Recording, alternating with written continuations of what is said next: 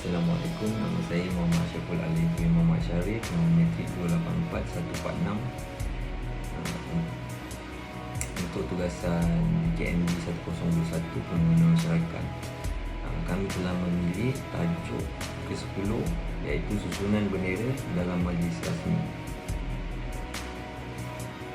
Saya mulakan dengan pendahuluan. Bendera adalah lambang kedaulatan sesebuah negara yang berkait rapat dengan semangat patriotik dalam mempertahankan maruah bangsa, agama dan negara.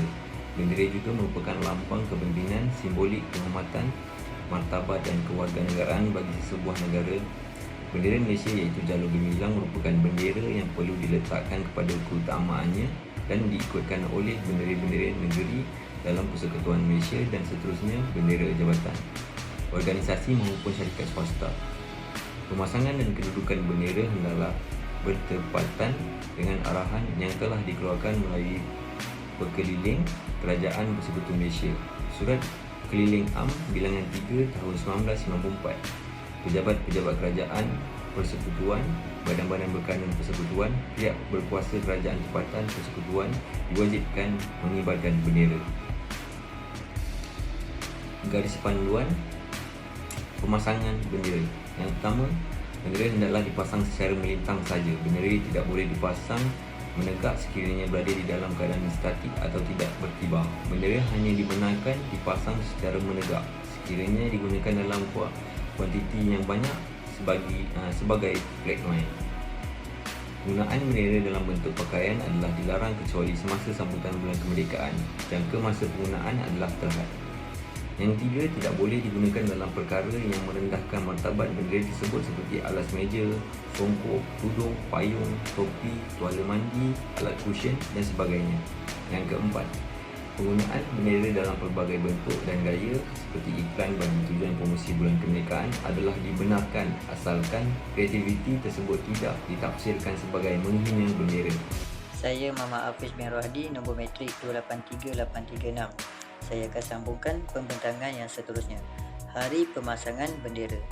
Hari ulang tahun keputeraan rasmi Seri Paduka Baginda yang di-Pertuan Agong. Hari Kebangsaan. Lawatan Seri Paduka Baginda yang di-Pertuan Agong ke negeri-negeri. Susunan keutamaan bendera. Susunan bendera secara sebaris dengan ke kanan jalur gemilang bermula dari tengah. Seperti gambar rajah, susunan sebegini kebiasaannya disusun di atas pentas sebagai latar rias. Keutamaan bendera Malaysia dan negeri-negeri yang ditentukan mengikut susunan keutamaan DDYMM, Raja-Raja dan TTYT yang di-Pertua Negeri seperti yang termaktub dalam perkara 70 Perlembagaan Persekutuan. Susunan yang akan berubah jika berlaku sebarang pertukaran keutamaan Raja-Raja Melayu dan yang di-Pertuan Negeri yang disebabkan adanya pelantikan baharu berkuat kuasa mulai 1 Mei 2021. Kaedah penyusunan bendera. Susunan di luar dan di dalam bangunan. Susunan pada hari biasa dan hari-hari kebesaran persekutuan. Jika hanya dua bendera dikibarkan di majlis peringkat persekutuan yang diadakan dalam negeri, maka susunannya ialah seperti gambar rajah yang berikut. Rajah 1, susunan bagi dua tiang bendera. Assalamualaikum dan salam sejahtera. Saya Nusila binti Muhammad Ishak, nombor metrik 284151. Saya akan sambung dari poin ahli kumpulan tadi, iaitu jika tiga bendera dikibarkan di majlis peringkat negeri, iaitu sebelah kiri bendera Malaysia, tengah bendera negeri dan sebelah kanan bendera adalah bendera institusi ataupun jabatan. Susunan apabila mengibarkan bendera persekutuan dengan bendera-bendera negeri. Bendera-bendera yang dikibarkan cara sebaris dan keutamaan bermula dari kiri ke kanan ditunjukkan seperti berikut, iaitu bermula dengan pengibaran bendera Malaysia serta diikuti negeri-negeri secara sebaris. Bendera-bendera yang dikibarkan secara sebaris dari ke kanan bermula dari tengah-tengah ditunjukkan seperti berikut. Pengibaran bendera Malaysia dan negeri-negeri secara sebaris dari ke kanan bermula dari tengah-tengah. Bendera-bendera yang dikibarkan cara dibahagi dua belah dan keutamaannya bermula dari dalam ditunjukkan seperti berikut. Berikut adalah susunan bendera semasa lawatan rasmi ketua negara atau kerajaan asing ke Malaysia, di mana pengibaran bendera negara-negara pelawat ke Malaysia di sebelah kiri, bendera pelawat di sebelah kanan bendera Malaysia. Jika bendera Malaysia diletakkan bersilang, bendera Malaysia hendaklah diletakkan sebelah kiri dan di atas bendera yang lain. Sekian, terima kasih. Seterusnya akan disambung oleh ahli kumpulan lain.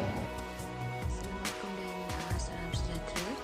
Saya Izzati Mahira binti Iskandar Zulkarnain. Nombor metrik saya adalah 283750.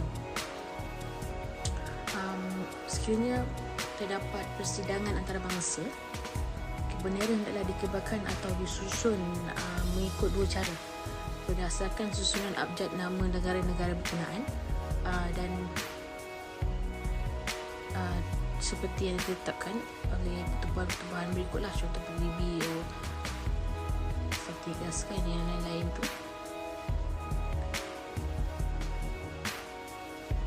Mungkin pengibaran tu ada dua cara dibagi kepada dua, dengan pengibaran cara sebaris. Dan kalau dalam persidangan dan di meja, bendera perlu berada di hadapan meja tu.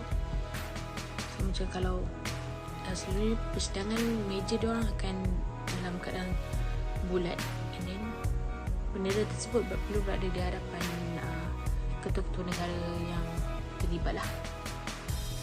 Seterusnya akan disambung oleh rakan satu kumpulan saya untuk penerangan yang seterusnya. Terima kasih. Assalamualaikum, nama saya Muhammad Rijal bin Rospin, nombor metrik 283783. Bagi susunan dan kedudukan pada dinding atau tembok, bangunan atau objek yang statik, kaedahnya adalah seperti berikut. Apabila bendera Malaysia dipamerkan atau dilukis pada dinding, tembok bangunan atau objek yang statik, bahagian bulan bintang atau kepala bendera hendaklah terletak di sebelah kiri, dipandang dari hadapan.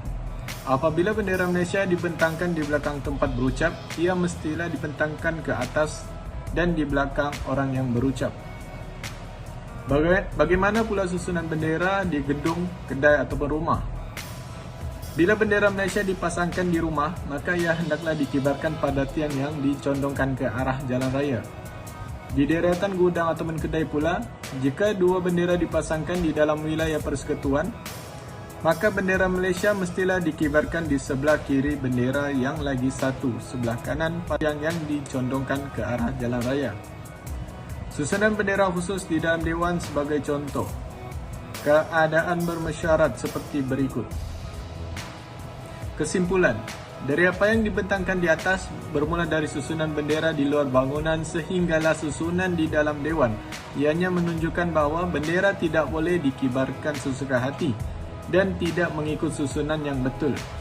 Oleh sebab itu, amatlah penting pada kita sentiasa memperbarui pengetahuan semasa, terutamanya yang berkaitan dengan hal ehwal negara kita. Mau tidak mahu, kita sebagai rakyat Malaysia perlu mengetahui kedudukan dan susunan bendera di dalam majlis rasmi, dan setiap susunan tersebut akan berubah jika sekiranya ada perubahan kepimpinan pada negeri yang berkaitan. Sekian, terima kasih.